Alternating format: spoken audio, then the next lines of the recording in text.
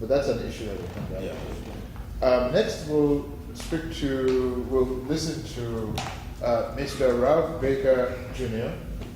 And Ralph Baker Jr. is the author of Shock Exchange: How Inner City Kids from Brooklyn predicted the Great Recession and the pain ahead. Ralph. Okay, so I just go through the presentation. You have your Yeah. It's like a short. There's a couple slides.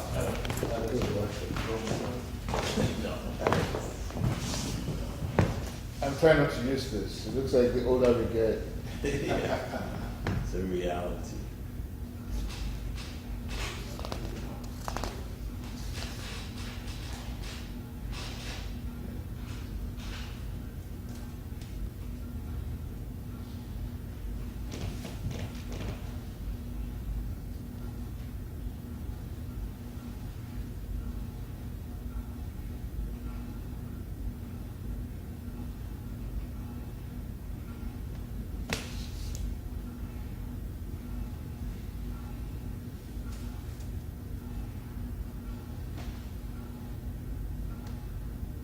Do you want to go from here? Okay.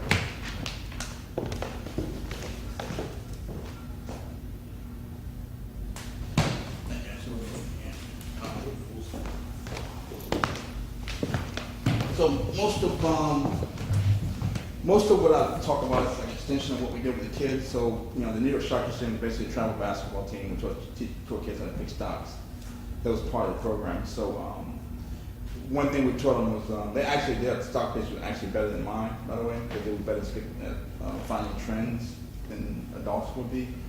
But one thing we also did was just tell them that there were certain things that would affect their stock picks, like the economy, that would affect the overall stock market, that would also impact their stock picks. So we started showing them high-level vital signs of the economy. And over time, we started noticing that these vital signs were getting worse. And so part of the book, I predicted what sort of was going to happen next year. We have another slowdown in the economy, that the bailouts and the quantitative easing from the Obama administration, from the Federal Reserve, would be short-lived. And so I started blogging about the economy. We were talking about it, nobody else was talking about it, so we started blogging about it. We first started just blogging about the team and the stock picks, and then when we noticed the economy was getting worse, we started blogging about the economy. And that's probably how a lot of blogs get started. So one of our last blog posts right before the Obama administration, when Obama and McCain were running for president, we wrote that the next president should do certain things, like rein in U.S. oil consumption, which wasn't a big deal. Rein in healthcare costs was something everybody knew about, but healthcare costs were rising at 3 times the rate of inflation. And still is rising. And the other thing we talked about, invest in infrastructure. Nobody was talking about it at that point. And the reason I say invest in infrastructure is because infrastructure was crumbling ever since the Bush administration. We knew infrastructure was crumbling, but I also said it was a way to spur jobs, because we needed to invest in U.S. infrastructure. It was embarrassing to have bridges and railways and highways sort of crumbling. And it was also a way to put people to work. Next thing you know, a junior senator named Barack Obama starts talking about investing in infrastructure. He said he got it from FDR. FDR had been dead for decades. And FDR he's known for breaking up the banks. Yeah. That's what he's really known for. And the President Obama never suggested that. So if he was a disciple of FDR, he would recommend him break up the bank. So I kind of suspected he was kind of been reading our blog. And the last thing was on weighing the rising cost of education, because it was taxing kids, and the kids are the future in terms of most of the economy is driven by demographics. A lot of people don't know that, but Lehman Brothers used to keep an index where they could pretty much track housing starts based on demographics. So when someone was in their mid-20s, they were going to buy a house. They would get married and buy a house. When they were in their early 30s, they were going to buy a bigger house when they started having kids. And so the fact that the cost of college was rising at multiples of the rate of inflation was hurting our kids and taking away a lot of dreams for low income individuals. It took away that puncher's chance to be successful in this country. And one of the things I recommended is from my old AAU days, from coaching kids, that when we were coaching, we were taking kids who nobody really wanted, and we coached them up. And then some of the bigger programs who were funded by Nike and Reebok, who were not-for-profits, started stealing our players, and they were marketing backpacks and sneakers and free trips to Florida. So they had these not-for-profits acting in a for-profit manner, and that's what colleges are doing. So one way to rein in the cost of college is to tax the wealthy colleges with these big endowments who are marketing Harvard-style dormitories. They're marketing filet mignon, 3 meals a day, and health and wellness centers. And some of the smaller colleges, I went to a small private liberal arts school, some of the smaller colleges and mid-sized colleges are trying to keep up. And they're spending too. You know, a kid goes to a college with big endowment. I'm not going to name names. Let's say Ivy School with big endowment that has these Harvard-style buildings and a heated pool and a server, you know, serving by a heated pool. And then go to another college that doesn't have those things. They're going to want to go to the bigger college. So the smaller colleges are trying to compete, and they're increasing tuition to compete. So I said, if you tax these wealthy colleges, these not-for-profits acting in a for-profit manner, you would rein in the cost of college. And then I sent the book to several congressmen and senators and so on and so forth. This thing, you know, voila, you got the Senate Finance Committee and the House Ways and Means Committee recommending taxing wealthy colleges as a means to rein in the cost of education, but they never really cited the source. And they've actually sent the college, 56 colleges with the biggest endowments, they've sent them letters to ask what they're spending their money on, what are they spending their endowments on. They want to know because they're looking at taxing these colleges. And when they start talking about taxing colleges, next thing you know, this idea floats around that we should give free education to kids. And what the colleges have figured out that offering free education to a few thousand students is a lot cheaper than paying taxes on their income. So they've actually probably floated the idea to some politician, and the politicians are running around repeating it. But what they should do is tax these wealthy colleges, and you'll see the cost of college decline. They still offer free education and shit, but you should not be allowed to act in a for-profit manner if you are not-for-profit. And so a lot of what we've talked about, investing in infrastructure and ways of reining the rising cost of education, has been repeated by politicians around the world, but nobody cited the source. So the book is probably the most plagiarized book in the country, probably the most influential book in the country in that way. It's not only that it's saying something similar, but also the timing in which it's saying it. You only talked about it after we wrote about it. So anyway, next one. And so I think it's important to think about the economy that President Trump is inheriting. And he's talked about the mess he's inheriting. And people have also talked about the progress of President Obama. They can't tell you what it is. They know it's progress, but they can't really point to it. So this is really a large part of his the aid that he's spent. The Bush administration has spent about $450 billion on TARP. The quantitative easing has been about another $4-5 trillion from the government, from the Federal Reserve. And the Obama administration has given about $8 to $9 trillion to banks in terms of zero interest loans. He actually hid it from the public. So as he's making speeches in around 2009 that like the people got upset that these bankers would get paid themselves record bonuses, Obama making speeches that, you know, the government wants his money, the public wants his money back, and chastising Wall Street, but behind the scenes, and actually giving them more money. And so this is the large part of the aid that's been going to, I look at the investor class, whether it's Wall Street, hedge funds, real estate developers, and private equity firms. These are the firms that have people who have benefited the most from the aid from the Obama administration. And it's going to people who, from an economic standpoint, we would say have a low marginal propensity to consume. So it's a technical term. So if you want to spur the economy, who do you give aid to? You give it to people. When I say low marginal propensity to consume, it means that every dollar in aid they get back, they may spend 10 cents of it. If you have to have 5 houses and 10 cars, you're going to start saving more of your money.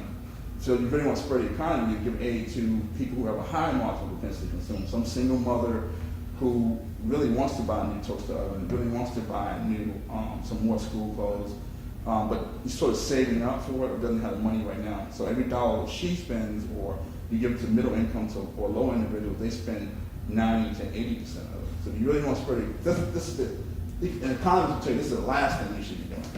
So we hear about Obama's progress. There's been progress to the investor class, and it may be a coincidence. I'm sure it's a coincidence. I'm sure it's not something I'm not sure I'm making a faulty correlation, but you look at the presidents and the politicians who leave Washington. You look at George H.W. Bush. He went to work for the Carlyle Group when he left. Dan Quayle works for Cerberus, which is a private equity firm.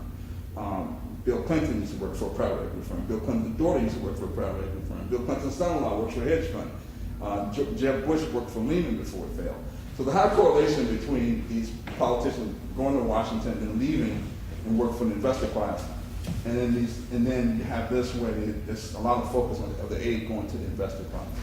So I think it's the opposite of what economists would say do. That's why I suspected that the economy was slow. After you see the government started cutting quantitative easing in the second half of 2014, you saw rail traffic starting to decline, and you saw oil prices starting to drop. So I call it the Robitussin effect, like Chris Rock says. No matter what happens, the parent ought to put Robitussin on whatever illness he has. The government's been putting Robitussin on the economy for almost 10 years now, and it's not working. Next slide. So this is the GDP growth hitting into that President Trump inherited. So it's about a little over 2%. And business investment was hitting down. Like I said, after the government started cutting quantitative easing, next thing you know, business investment started to decline, particularly for energy and transportation. So the oil prices started to decline. You saw energy firms pulling back. OPEC has sort of cut supply, and oil prices have picked up. So you see shale production growing now, but I think it's going to dissipate. So this is what he inherited when he took office. And so it speaks against this sort of progress that the Obama administration was talking about. You see inventories also starting to fall. So you don't see businesses investing in inventory, which is another key metric of the economy. Okay, next slide. And so people think that the economy is going to grow around a little over 2% over the next quarter or so. So he's inherited a slowing economy and probably less ammunition to do anything about it because a lot of money's already been spent. So another metric is rail traffic. This is the metrics that President Trump was inheriting. So for the first 40 weeks of 2016, carloads were down in the U.S. and Canada by 6.9% and 5.7% respectively. So they picked up a little bit, but it's a clear indication that when rail orders are down, that means that that railroads suspect that traffic will be down. So that means they suspect that less material will be sent across the country by rail traffic. And so that's a clear indication that there's less economic activity. So businesses are shipping less oil and coal and fewer agricultural products. And they've also cut capital spending. So Q2 orders of over 7,555 were up about 14% sequentially, but they were off about 62% compared to the nearly 20,000 orders generated in the year earlier period. And our orders in chemical were helping to be ignited by quantitative easing. When the government started cutting back their Robitussin, you started seeing rail car orders decline. So, next slide. Another metric would be heavy truck sales. And so with the kids, we talked about, we took two metrics. We looked at housing starts and auto sales, but those are kind of difficult to look at now because a lot of the housing has been conflated by the investor class. A lot of people, a lot of private equity firms investing in housing. So it's kind of hard to use it as a metric as to how well the economy is doing. It's just more speculation. And then you also have where auto sales were driven by like subprime credit. So it wasn't a good indication of how the economy is doing, but still more speculation in the availability of credit. So another key metric would be heavy truck sales. So Q2 heavy truck sales were down about 29%. Year over year, which was the weakest month in over 3 years. And you hear like guys like David Stockman pointing this out. Emblematic of a decline in mining activity and a reduction in oil production. So this is when he says, when President Trump said, "Look at the mess I inherited," he's not making it up. These are clear numbers. And when people talk about the Obama's progress and the media talks about Obama's progress, a lot of it's emotion and so on and so forth. They can't give you any real data to say, And then so President Trump says, "Look at the mess I inherited." This is what he's talking about. So next slide. The labor participation rate was the lowest it's been since the late 70s. So a good sign of I guess employment activity is if you have unemployment less than 5%. We've had unemployment less than 5%, but unemployment rate only tracks people actively looking for work. So when Obama took office, there were maybe 85 million people. 80 million people not in the workforce. I mean, people who are working age, not actually looking for work. And by the time we left, it was about 95 million people. So the labor participation rate cap is that it was about, it touched 62.4% in September 2015, which is the lowest since 1977. And it's now below 65%, below 64%. And it's a crisis when you have that many people. At that point, with 95 million people who were not in the labor force. It's a little lower now, but still, it's an indication of how weak the economy was, and that this quantitative easing and these bailouts to Wall Street, it only helped Goldman Sachs and Morgan Stanley and the investor part. It wasn't helping the country. And it's been going on around the world. It replicated this model in Europe, this quantitative easing in Europe, in China and Japan, and now you're seeing a backlash in the populace in the UK. That's why the UK left the EU. And you're seeing populist messages from Bernie Sanders, President Trump, in Italy, in France, and so on and so forth. So it's happening around the world. Next slide. And so when we talk about this book, we talk about the pain ahead. And when I say the pain ahead, we're talking about a declining economy and potentially social unrest. So when you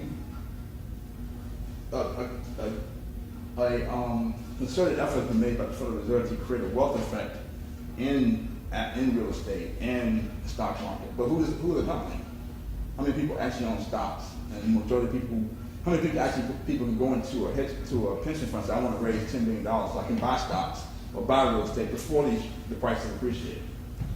And it's an investor fund. So you're seeing now social unrest, Ponzi schemes, because you're seeing people who are actually speculating in stocks. So at the end of in the financial crisis of 2008, 2009, you saw Bernie Madoff, Alan Stanford, and these Ponzi schemes starting to unravel when the stock market crashed. And you hear politicians talking about what a shame it was. Now you're seeing something similar happening. One company that I focus on, I'll talk about later, is called Valiant Pharmaceuticals, which has been built up through acquisitions, and now that you're seeing drug prices declining and their inability to continue to make acquisitions and continue to grow revenue through acquisitions, you're seeing, I think, a company that's insolvent, in my opinion. I'll show you the math later. So you see the social unrest. So in 2011, civil unrest overthrew governments in Egypt, Libya, and sparked the beginning of the end for President Bashir Assad of Syria. In January 2011, we saw protests across North Africa, Tunisia, Yemen, Jordan, Algeria, and Egypt. I thought it was folly that pure folly that people thought it wouldn't happen here as well. And I think you're seeing some of that with Black Lives Matter and so on and so forth. Egyptians planned protests in Cairo to coincide with the Police Day, a national holiday to honor police. And a year earlier, teenager Khalid Saeed had been beaten to death by police and portrayed as an outlaw. So it's something very similar to Trayvon Martin. So when they had a slogan that said, we're all Saeed, we're all Saeed. We had a similar slogan in the U.S., we're all Trayvon. So sort of this populist message, rebellion against these big institutions, whether the police or the government, so on and so forth. It's starting to hit the United States now. So next slide. So this is the protest they had in Egypt in 2011. Then that's a picture of Khalid Saeed. This is a picture of Khalid Saeed. And it's very similar to the Trayvon Martin situation in the United States. So you're seeing like this populist message is happening around the world. And that's coming to the U.S. Next slide. Wrong way. Next one. Okay, so this is Valiant Pharmaceuticals. This is a company that I track, and so when the government creates a wealth effect, you're going to have people who want to go out and invest in stocks, and this company was basically a company that was going through acquisitions, and every time they made an acquisition, the stock price would gyrate, and so what's happened is that they were caught up in this price gouging, phenomenon with, you hear Farmer Girl Martin Shkreli. Well, the government's been focusing on price gouging. Bernie Sanders, Hillary Clinton, now President Trump. And now they vowed to stop making acquisitions, and they vowed to also stop raising prices. They're still raising prices, but not the same rate. But the problem they grew through by raising a lot of debt. And now that the revenues decline and cash flow declining, they're having a hard time repaying the debt. So this is their balance sheet, and at the end of 2016, they've got they show assets of about $43 billion, and of that $43 billion, about $34 billion is what's called goodwill and intangibles, where the premium that they paid over the book value for prior deals, and those businesses not worth nowhere near $35 billion. I think it's worth close to, at the end of the year, probably worth closer to like maybe $27 billion. So they have a $12 billion gap in their assets, and they only had about $3 billion of equity. So I suspect the company's probably sold about like $8 billion. That was at year end. And when I started writing about it, people call me a naysayer, man. So we can repay the debt, but they play around with words. And we can repay the debt, but they never say we're not insolvent. When I say insolvent, their liabilities exceed their assets. So this is basically farmers Bernie Madoff in plain sight. The exact same thing happened that's happened in 2008, 2009 with Bernie Madoff, and now in Stanford's happening with this company. And the only thing keeping it afloat are the auditors and the regulators. The auditors say, PwC says, you have to write this goodwill down to its fair value. They will show negative equity and the company will not grab it. And a couple of acquisitions, particularly a company called Salix, I think they have a carrying value of about $10 billion. I think it's worth close to $6 billion, and some of the bankers from JP Morgan have also suggested it's worth about $5 to $6 billion. They also bought a company called Sprout Capital, which makes Adii, sort of female Viagra. They're not even sure that product didn't work, so women even want it. They paid about over $1 billion for it, having written off the assets. They have about 1.4 billion, 1.4 to 1.8 billion of assets in that $43 billion figure that they haven't written off. And they can't sell the product. So this is basically farmers Bernie Madoff right in front of you, and nobody doing anything about it. This is what happens when you create a wealth effect. You have people, speculators, going and say, we'll make money off of stocks because the government's pumping up stocks. And we'll make acquisitions, and we'll give the illusion that we're growing revenue and growing earnings. And stock prices gyrate. Okay, so next slide. So that's basically more on value. But so after I started writing that the company was insolvent, the company it restructured some of the debt. So we don't have to repay back debt for like another 3 years, like maybe 2019 or 2020. And then I was talking about doing debt for equity swap. So if you're not insolvent, why would you need to raise equity? If you have $4 billion in equity, and your company's strong, you have strong cash flow, why would you need to do a debt for equity swap? So that's basically just it. Yeah.